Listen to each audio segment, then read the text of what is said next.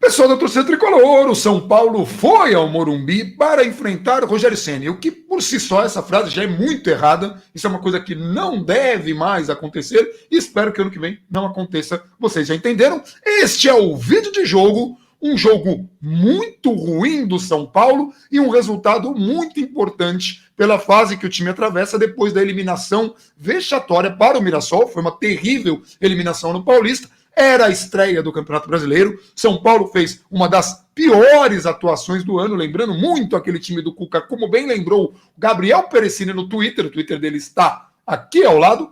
E o Gabriel Perecini que vai começar os seus comentários da noite. Gabriel, que jogo terrível, hein?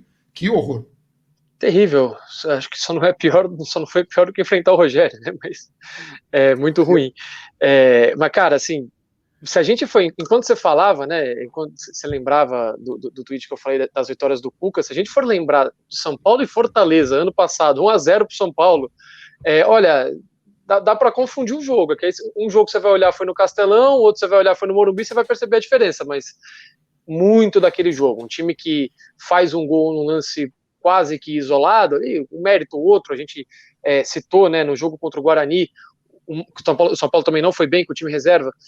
O Volpi sai jogando com o Brenner na meia-lua, o Brenner vem conduzindo a bola, tocando, recebendo, ninguém marca o atacante que veio lá de trás, o Brenner vem avançando, o São Paulo cria uma boa chance. Hoje foi a mesma coisa, só que ao invés de ser um tiro de meta, uma recomposição do Pablo, o Pablo pegou a bola, soltou, recebeu, veio vindo, ninguém marcou o atacante que veio lá do campo de defesa, ele solta para o Reinaldo cruza, o Daniel Alves vem na segunda trave para fazer o gol.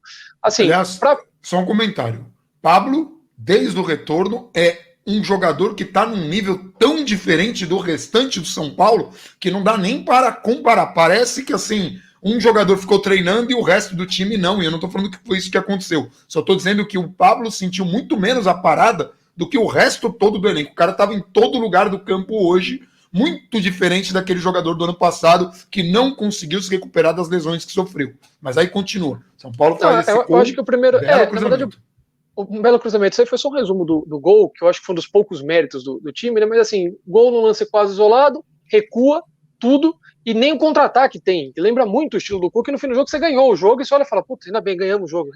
Fechando a casinha, hein? Colocando o Luan no último minuto ali no lugar do Lisieiro, que não foi bem. O São Paulo, antes do gol, tinha visto o Fortaleza ter 2 ou 3 oportunidades, uma delas com uma boa defesa do Volpi, outra uma defesa mais desastrada. O Volpi, assim, foi bem, principalmente na reposição. Uma reposição com os pés muito boa e uma com a mão pro Paulinho, que não é mais boia, né, que acabou se atrapalhando ali. Se tivesse percebido, o Daniel Alves teria feito uma jogada que não teria nem como parar com falta. Daniel Alves ia sair muito limpo. Mas o Fortaleza teve mais chances que o São Paulo. Assim, no fingir os ovos, o Fortaleza foi mais perigoso, né? Porque o São Paulo teve esse lance e quase mais nada, né? E a grande novidade do jogo era ver como é que o São Paulo ia jogar com a entrada do Lisieiro, né? O Tietê se manteve mais preso, então o Lisieiro teve um pouco mais de liberdade que o Tietê fazia ali a saída de bola, o Lisieiro um pouquinho mais com liberdade para fazer essa segunda saída, e o Daniel Alves jogou mais aberto, com o Igor Gomes mais avançado. Foi uma outra estrutura do que eu imaginava que o São Paulo pudesse fazer, parecido com o que fez no jogo contra o Santos ano passado na Vila Belmiro. E eu não gostei muito da ideia, porque o Daniel Alves aberto daquele jeito, porque ele não é só aberto, não é que ele vai ocupar aquele corredor ali, ele vai para a linha de fundo, ele vai fazer ultrapassagem, ele vai chegar à linha de fundo e vai rolar para trás. Não foi isso. Ele ficava na direita, muitas vezes num espaço limitado, ele não tinha profundidade para ir para a linha de fundo, aí às vezes ele caía por dentro para tentar tabelar com o Igor Gomes muito próximo do Pablo, aí você perde a chegada do Igor Gomes, você perde a construção do Igor Gomes, o Igor Gomes virou quase um jogador mais de finalização, quase um segundo atacante. Eu acho que a gente perde do Igor Gomes e perde do Daniel Alves, a gente perde dos dois lados. O Lisieiro, como você falou, não foi bem, foi o cara da oportunidade, o cara que teve a chance, não foi bem, sempre abaixo, assim, abaixo de intensidade, né? A bola cai no pé dele, a demora para fazer alguns lances que são até simples. Apático, parece, né? Apático, e não é de hoje, né? Pré-pandemia ele estava assim, o Fernando Diniz deu oportunidades para ele, o cara não rendeu. Até vi com bons olhos a entrada do Luan, porque gosto muito do Luan. Não sei como é que seria o encaixe dele nesse time, mas é legal o Fernando Diniz olhar e colocar o Luan lá. E muita gente torcia pela entrada do Pato quando viu o São Paulo do jeito que estava, mas o Fernando Diniz talvez tenha achado que com o Pato Fortaleza poderia ser ainda mais perigoso, ainda que o São Paulo... Aos 47 do segundo tempo, o Diniz deu um berro pro Pablo, né? Já o São Paulo assumiu que ia jogar já para se defender, o Luan já estava em campo e tudo mais, faltava ali 1 minuto e meio, 2 para acabar o jogo. Ele dá um berro pro Pablo: Pablo, atrás do Daniel. Ou seja, pro Pablo ir para trás do Daniel Alves para ter ali um pouco mais de liberdade, provavelmente é fisicamente mais desgastado. Você vai gritar pro Pato para trás do Daniel? Dificilmente, ou ainda que grite, mesmo que ele esteja lá ocupando aquele espaço, o primeiro passo do Fortaleza é um cara que não tem essa intensidade, ou essa leitura, ou enfim, vários outros adjetivos que a gente pode usar. Provavelmente por isso não entrou. Provavelmente por isso não entrou. Mas assim, quando ele entrou com o Paulinho Boia porque o Vitor Bueno se machucou. Ele passou 2 semanas treinando essa formação, com o Lisieiro no lugar do Pato. Então, quando o Vitor Bueno se machuca, o jogador que mais poderia fazer aquela função, que inclusive foi quem o substituiu nos treinos, foi o Paulinho Boia. Eu não gosto do Paulinho Boia, não acho bom jogador, não acho que seja momento da gente ficar usando o Paulinho Boia, mas foi quem entrou nos treinos. O cara se machuca no aquecimento, é óbvio que ele não vai trocar 2 semanas de treino num aquecimento. Ele vai botar o cara mais parecido, o que vai mudar menos essa estrutura.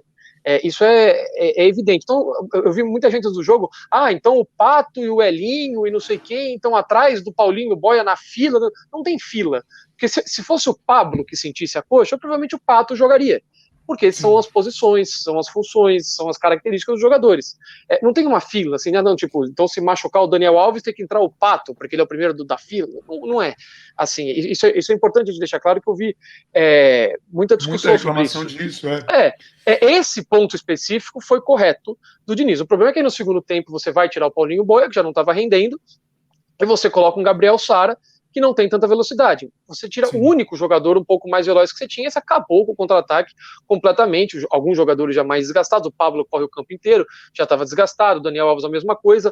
O Daniel Alves pela direita, nessa nova posição, ele e o Igor Gomes variando ali, quem é que faz essa recomposição, isso é algo muito perigoso e que precisa ser muito bem entrosado, porque cada hora é um. E eles têm que se entender muito automaticamente. Você não tem tempo de, corre lá que eu não vou, ou corre lá que eu não vou, o cara já foi embora, o time já está desorganizado, já quebrou tudo, já não pode. Mas às vezes o Daniel Alves até invertia com o Paulinho Boia, isso aí já é um pouco mais comum, acontecia também com o Pablo e com o Vitor Bueno, quando o Pablo jogava aberto.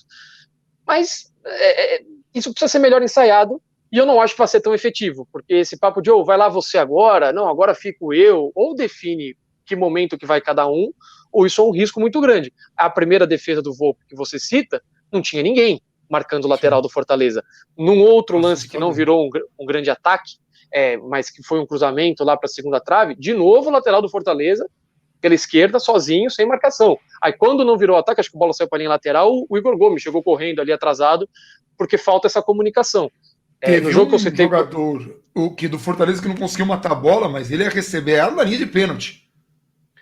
Que foi o contra-ataque. Que foi o contra-ataque. O principal arma do Rogério. O Rogério tira o Wellington Paulista, que estreou no jogo contra o Fortaleza com o Atlético Paranaense. O Wellington Paulista foi no comando de ataque, ele tira, bota o Yuri César para ter 4 jogadores de velocidade alta para recuperar essa bola e escapar. O Fortaleza tentou umas 3 vezes isso.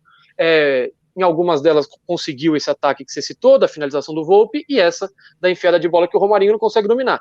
É um problema do São Paulo ainda, mesmo com essa alteração com o Lisieiro, e não melhorou a construção, eu diria que piorou a construção do São Paulo. É um jogo, tudo bem, mas foram 2 semanas de treino, em que o São Paulo volta e não consegue ter um bom desempenho, pelo contrário, lembra o desempenho do time do Cuca, que era assim, era muito ruim. Então, me preocupa quando o São Paulo não mantém nem o seu estilo de jogo, nem o seu estilo, e isso costuma muitas vezes, ser sinal de um técnico que está inseguro, de um técnico que teme perder o cargo, costuma ser esse tipo de sinal. Aconteceu com o Rogério, aconteceu com a Aguirre, aconteceu com o Dorival, só para citar os últimos aconteceu inclusive com o Jardine. Com o Jardine, sim. Aconteceu inclusive com o Jardine, exato. Todos esses técnicos tiveram essa pressão, essa falta de respaldo, e veja, isso não é uma justificativa. Então... não é só um momento. Foi muito ruim o São Paulo, isso não tem justificativa, foi muito ruim. E assim, a eliminação do Mirassol é um vexame, sim, estamos dizendo isso a todo momento, mas assim, não é desculpa, são fatos, a gente precisa ter o contexto. Uma coisa que o Daniel Alves falou na saída do campo, ficar muito tempo parado mexe, é complicado, é diferente. Aí a galera vai falar, pô, mas todo mundo ficou parado. E a gente falou isso antes do retorno. Vai ter gente que vai sentir mais, vai ter gente que vai sentir menos, vai ter gente que não vai sentir. São características diferentes. Isso tem muito de sorte também. Tem jogador que tem biotipo, tem jogador que se recupera mais rápido, tem jogador que não sentiu. É o que a gente falou. O Pablo está voando perto do resto de São Paulo. Mas do resto, estou falando inclusive do Volpi. O Volpi voltou nesse começo. Os jogos dele foram muito inseguros em relação ao que ele vinha jogando antes da pandemia. Isso vale para todos os jogadores. O Igor Gomes ainda não voltou, o Vitor Bueno ainda não voltou, o Juan Fran está tendo muita dificuldade na adaptação. O Igor Vinícius, quando entrou no jogo passado, também contra o Mirassol, também não foi bem, não foi aquele jogador. Então, assim, o São Paulo tem muitos jogadores, o Pato, todo mundo. E aí vão falar, mas por que só o Pato perdeu a vaga, então, se todo mundo estava indo mal? Porque todo mundo indo mal, o Diniz precisava de jogadores que se entregassem mais na recomposição, naquela pressão, naquele ataque que você vai marcar, né, aquela primeira bola que você vai ali marcar, não é característica do Pato. Né, e vejo que se o São Paulo se recuperar, né, voltar a jogar bola, tiver de novo a confiança, é muito provável que o Diniz consiga recuperar todos esses jogadores. Mas é um momento muito instável. Então a gente tem que entender, nesse contexto, só para lembrar, nessa rodada, o Flamengo tomou de 3 do Atlético Goianiense. Não vou tirar os méritos do Atlético, que jogou bastante, né, jogou muita bola, né, contra o Flamengo, mas o Flamengo, que está com um técnico novo, não é só o técnico, imagina, a galera já estava querendo condenar o técnico que está 2 partidas à frente do Flamengo, mas essa é só para ver. Muitos jogadores sentiram. O Palmeiras, do Luxemburgo, apesar de ter conquistado o Paulista, venceu o Paulista de forma muito sofrida e longe de fazer o futebol que se espera do elenco que tem. Então não é só o São Paulo que está sofrendo. O que o São Paulo não poderia era perder do Mirassol, que isso trouxe um peso muito grande, uma cobrança muito grande, mas todo este peso está caindo na cabeça do Diniz e o Diniz não está tendo competência para lidar com essa pressão, assim como não tiveram nesse final de jornada Aguirre, Rogério, Jardine e outros tantos, porque esse tipo de pressão não é positiva. Foi uma coisa até que o Gabriel falou. Quando o Razan veio e fala, olha, o Diniz será avaliado em 5 jogos, que eu até brinquei, parece o Masterchef do São Paulo, isso tem um preço, isso traz uma pressão, isso faz mal. Então, mais uma vez, a diretoria do São Paulo atrapalha mais do que ajuda. Deixa o cara trabalhar, e aí, vendo que não há evolução, que o time não está indo bem, né, analisando o trabalho e não apenas um jogo,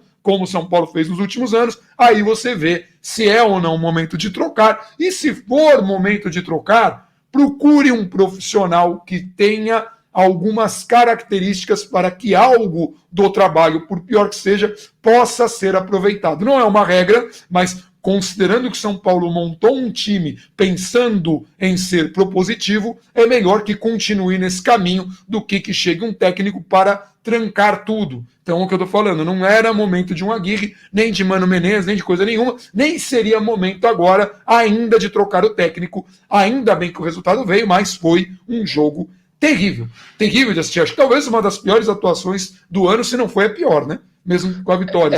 Entra como candidata como pior atuação do ano, porque nos outros jogos de derrota do São Paulo, recentes, para Mirassol e Bragantino, o São Paulo jogou mais que isso.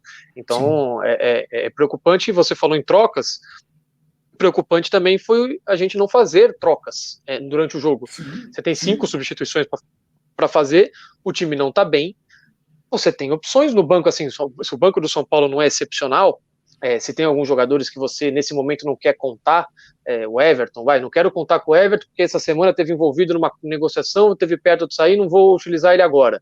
Não quero contar com o Pato porque o Pato não vem bem, então eu preciso de uma outra característica. Tudo bem, mas você vai tirar um Paulinho Boia, acho que um Elinho caberia. Você vai se trancar o jogo inteiro, não quero mais ter contra-ataque, o Luan entra antes então, porque em teoria você coloca o Lisieiro no lugar do Luan para você ter qualidade técnica e passe. Você não tem mais a bola, você ficou todo atrás, você só quer jogar em lançamento ou escapada rápida, não faz sentido o Lisieiro estar lá. Então aí você bota o Luan e ganha um poder de marcação. Várias opções poderiam ser feitas. Nos acréscimos, né? Nos acréscimos. Sim, quase isso. Ele entrou para jogar os acréscimos, porque ele entrou com quase 45 minutos. Sim. E até lá o São Paulo só tinha feito um. Assim, o próprio Rogério, por exemplo, né, o Fortaleza, inclusive, perdendo o jogo, o Rogério tinha feito uma paralisação para modificar até os 36 do segundo tempo. Também demorou. O banco do Rogério também não era a melhor coisa do mundo. Então, assim, essa demora, ela pode mostrar uma falta de confiança também do Diniz no banco. Só que você está vendo que as coisas não estão acontecendo. De novo, você não precisa colocar o banco inteiro, você fazer uma alteração até os acréscimos, pouco, ainda mais no momento em que você está percebendo que os jogadores não estão fisicamente no auge. Você poderia colocar um Igor Vinícius um pouco mais avançado. Ele colocou o Gabriel Sara para jogar aberto, que não é exatamente a melhor posição do Gabriel Sara, um grande rendimento do Gabriel Sara. Me preocupa que o São Paulo queira jogar tanto por dentro, como queria o time do Cuca, e não saiba criar espaços para jogar por dentro. Você quer jogar por dentro? Tudo bem, só que até para você jogar por dentro, você precisa usar os lados do campo, senão você vai ficar com um bloco de gente ali, o seu adversário vai colocar um bloco de gente ali, e ou você vai ficar batendo e voltando, ou você vai ficar rifando bola na área. É muito pouco. Então, esse no momento tem sido, esse e a recomposição, tem sido os dois principais pontos de evolução que se espera do São Paulo, que são as coisas que passam a melhor do time. Se continuar desse jeito, o futebol vai continuar igualzinho. Aí pode jogar com o jogador A, B, C, talvez mude o resultado uma vez ou outra, porque aí você vai colocar uns jogadores com mais qualidade, o outro com mais vontade, o outro que vai se entregar um pouco mais, vai ter uma bola e vai sair o gol. Mas, em termos de desempenho, em termos de você ter mais chance de ganhar por estar jogando bem, se não consertar esses dois aspectos, o São Paulo vai sofrer bastante no campeonato e vai ficar longe do seu objetivo. Sim. Só para esse negócio de afunilar, me lembra muito, para quem assistiu, leu ou conhece a história dos 300 de Esparta, é aquela coisa da resistência dos espartanos. Eles conseguem segurar ali a onda, né? Eles conseguem segurar 10 mil persas, né? Aquela quantidade absurda, muito maior do que os 300 ali, porque eles estavam defendendo o estreito, então afunilava. Então, para os espartanos era fácil ali. No momento em que os caras descobrem, por causa de uma traição lá, um contorno, acabou, é um massacre. O São Paulo, por maior que seja o poderio de fogo, ou qualquer equipe, se afunilar e apenas afunilar, dificilmente vai ter sucesso, porque você retranca ali, você fecha ali. E é uma coisa que aí tá faltando tudo aquilo que no começo do Campeonato Paulista a gente falava, quando o Diniz finalmente conseguiu começar a fazer o trabalho dele. A gente tem que lembrar que o Diniz chegou ano passado, mas chegou com um objetivo específico e abriu mão de muita coisa. No Campeonato Paulista ele foi, e a gente cobrava dele a inversão, né, de campo, né? A inversão de jogo, a recomposição dele, que era muito ruim,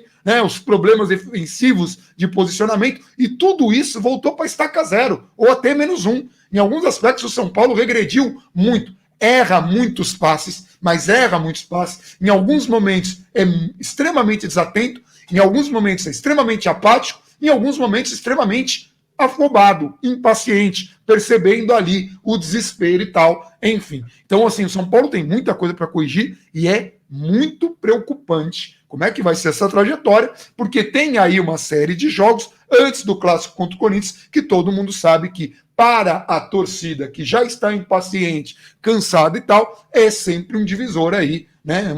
Um momento master de análise. Ganhar ou perder um clássico muda tudo, né? O Corinthians ontem deu um trabalho para o Atlético Mineiro, né? Apesar de o Atlético ter jogado muito mais bola, abriu os 2-0 ali com o Jô naquela fase dele iluminada, né? Porque faz um gol, faz o passe do segundo gol com muita inteligência, né? Quer dizer, o São Paulo enfrentando com tantos problemas defensivos, batendo cabeça, teve um momento de pressão do Fortaleza, que inclusive teve lá o gol que o Lisieiro fez aquela bobagem de sair, mas que o jogador do Fortaleza, a bola bate no braço dele, o próprio Lisieiro ali reclama, né? Não, aquele lance não deu nem para ficar estressado. Você viu claramente, o cara bateu com... Sim, sem dúvida nenhuma, mas ainda assim, uma bobagem ali na saída, aquela saída perigosa, e teve um momento de bate-cabeça ali, que o Juan Fran tenta jogar a bola ali, voltar, dar um carrinho, a bola sai, o jogador do Fortaleza sai na cara do Thiago Volpe, que faz uma bela defesa, mas o jogador do Fortaleza estava impedido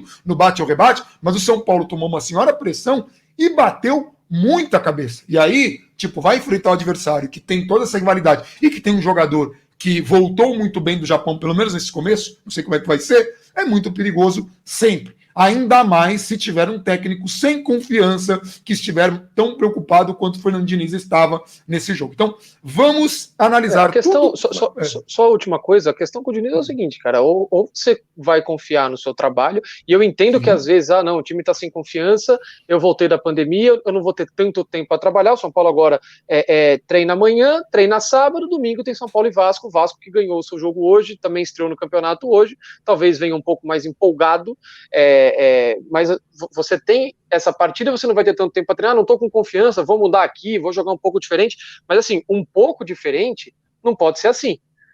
Um pouco diferente não pode você pegar o seu estilo de jogo e jogar de cabeça para baixo, porque para fazer isso, se a gente for assumir que é para fazer isso, a gente não precisa do Diniz, a gente contratou o Diniz para fazer um outro trabalho. Então, ou ele tenta fazer esse trabalho, e de novo, eu entendo que de vez em quando você não vai jogar bem, só que não jogar bem é diferente do estilo de jogo que você adota.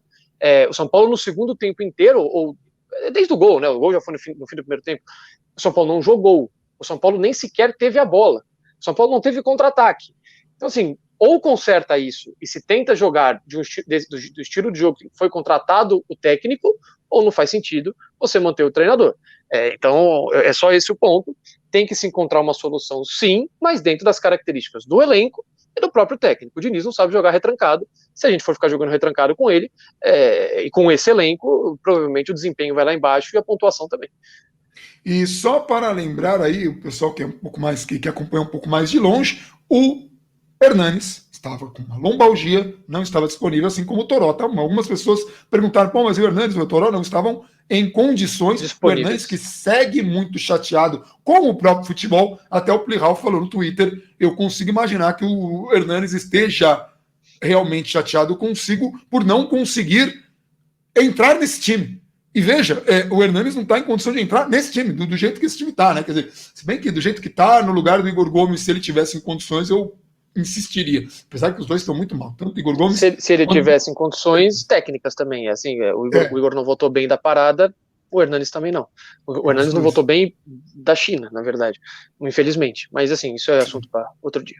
Para outro dia. Então é isso. A gente volta agora no domingo, né? Porque amanhã não tem nem como ter contextualizando. Vamos deixar esse vídeo. Vou pedir para a galera curtir e compartilhar esse vídeo, que é uma análise de jogo. A gente precisa entender o que está acontecendo para saber o que são, para a gente conseguir analisar direito. Então é isso. A gente volta então no domingo para membros 9305 com pré-jogo e para todo mundo com o vídeo de jogo São Paulo e Vasco. Vai ser aí uma partida para a gente saber o que o Fernando Diniz pode mudar, quem que pode entrar melhor, o que o São Paulo pode evoluir, mas pelo menos estreou com vitória. Não trouxe um sorriso para o rosto do Gabriel, porque enfrentar o Rogério Ceni já é difícil, jogando mal muito complicado.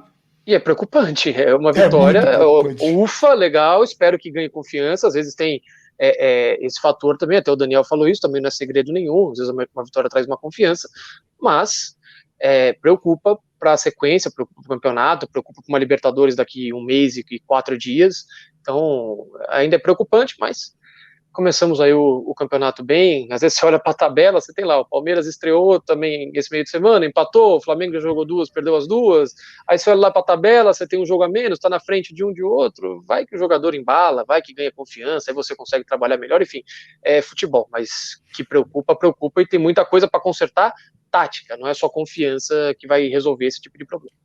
E para variar, né? O São Paulino sempre torcendo pro acaso, né? Tomara que um monte de coisas aconteçam, porque assim, há muito tempo vem trabalhando errado. Enfim, um abração para todo mundo, vamos ficando por aqui e como sempre, vamos São Paulo. Vamos São Paulo.